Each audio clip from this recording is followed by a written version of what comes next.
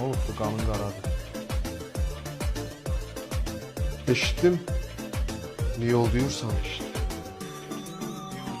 Necə yəni, başa düşmədim. Mənə yalan danışma. Eşitmişəm. Sevgilinle telefonla danışanda niye ol diyorsan.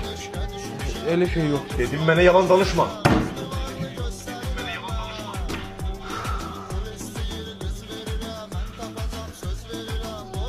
Mənə niye mi yollamırsan ha?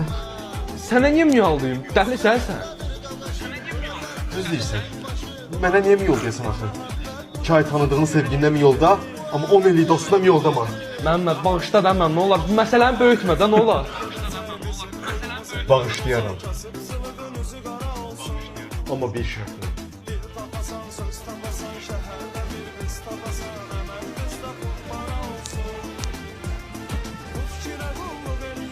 Nə şart?